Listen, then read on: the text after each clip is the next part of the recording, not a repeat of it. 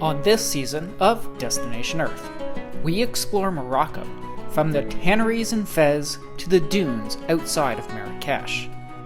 We're not your typical travel agents. We design and lead group adventures like this, so you don't just dream it, you live it. Where are we off to today? Let's find out. Hey, good morning everyone. So today we're going to be starting our trip here in Morocco in Fes. And this is a really great place to do that because it is one of Morocco's oldest cities. So it was actually founded in about the 8th century. So it's super old, definitely the oldest place I've ever been. So I'm really looking forward to explore that. So we're staying right here in the old section of the city.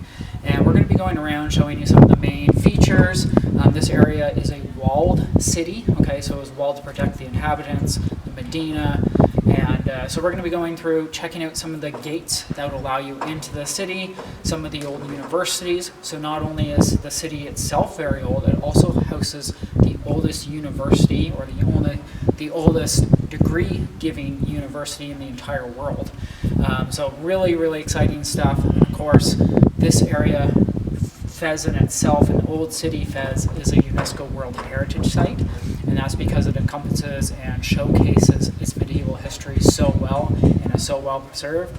So it's a completely different space than we've ever been before. Like I said, this is our first ever time in Africa, so we're really excited to get out and explore a little bit. We had a little bit of a taste as we got to come in yesterday from Casablanca, so hopefully you're going to enjoy the tour, and we'll be giving you some more information as we go. Our first stop on our tour of the Old City sees us going to one of the most preserved and famous entry gateways in all of Morocco.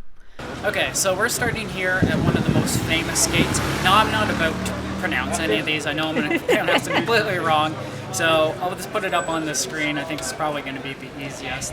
But as you can see, this is a perfect example of one of the gates. So right now we're on the outside of that walled town. We're going to be going back in where we're staying. This is where you're going to find all the shops and stalls, all that medieval architecture that this area is known for. And so when you're starting here, there are a handful of different gates that go around the entire city. Yeah, so this is where we're at, and yeah. I have to stop there. It's okay.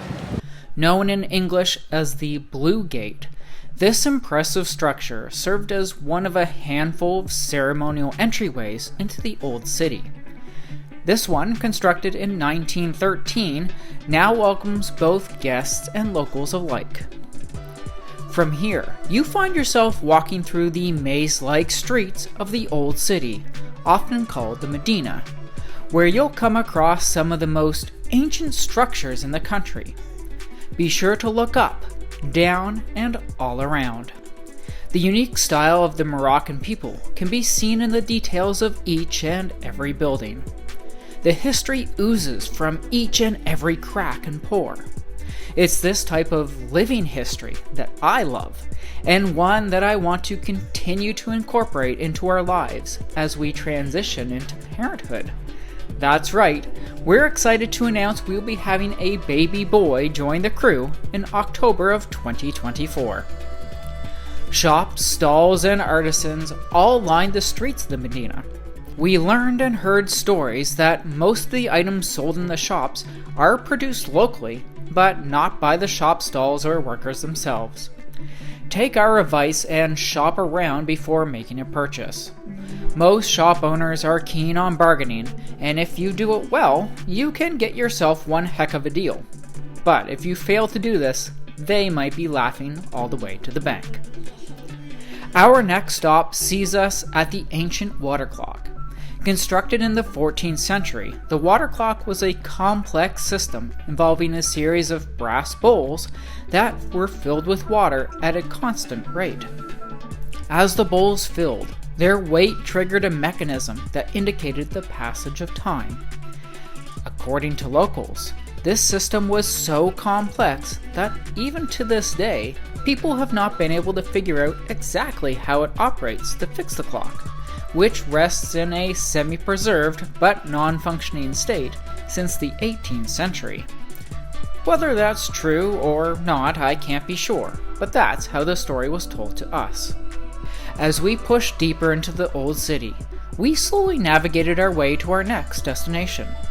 Along the way, we got a glimpse into the regular life, away from the touristy section of the city, where we could see the work underway to keep the town functioning and standing strong.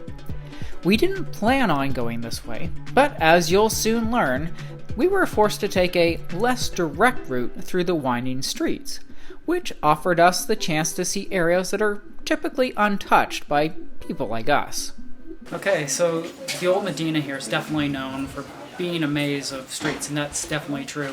To make it a little more hard, we happen to arrive on a holy day, so some of the main thoroughfares that take us to where we want to be are closed off. Thankfully, Akane is being a very good guide, and we have finally, hopefully, found where we want to go. We have just one street to go, and hopefully that will be where we want to be. The Madrasa Atarin, built between 1323 and 1325 under the Miranid dynasty, was a key institution in Fes. It was part of a network of madrasas, created to support the study of Islamic theology and the Quran, often linked with nearby mosques for religious education. Originally, the madrasa served as a school for Islamic studies, where students learned about religious texts, laws, and Arabic literature. Its structure included classrooms, a central courtyard, a prayer hall, and dormitory room for students. This setup reflected its role as both a place for learning and a community for the students and teachers. The architectural design of the Madrasa Atarin is a significant aspect of its history. The intricate zalija tilework, carved stucco, and cedarwood panels represented the high point of Moroccan Andalusian craftsmanship. The geometric patterns and Quranic inscriptions created a serene environment for religious education and reflection. I was curious to learn about the differences between the Quran and the Bible, wondering what similarities and differences they had, seeing that this was a religious institution after all. Both texts contain stories about prophets and religious figures like Adam, Noah, Abraham, and Moses. These figures play significant roles in their respective narratives, albeit with variations in details. And both the Quran and Bible discuss concepts related to the end times, including judgment, resurrection, and an afterlife. Regarding differences, the Quran is believed by Muslims to be the literal word of God, or Allah, revealed to the Prophet Muhammad over a period of 23 years, while the Bible is a compilation of texts written by many different authors over centuries. The Bible has the Old Testament, which is shared with Judaism, and the New Testament, which is focused on the life and teachings of Jesus Christ. In the Bible, Jesus Christ is central, recognized by Christians as the Son of God and the Messiah. In the Quran, Jesus is considered a prophet, not divine and not crucified, but his virgin birth is acknowledged. What's interesting to me is the two apparently different books, written in different languages, different time periods, and by various authors, all acknowledge the existence of Jesus. For me, this is significant evidence that he did indeed exist. In the party zone? You were in the party zone. I see I can adjust this. Here, you want to be in the party? There you go. Now you want to be in no party? Okay. No, it's kind of party. Here's no party. The lowest setting I have.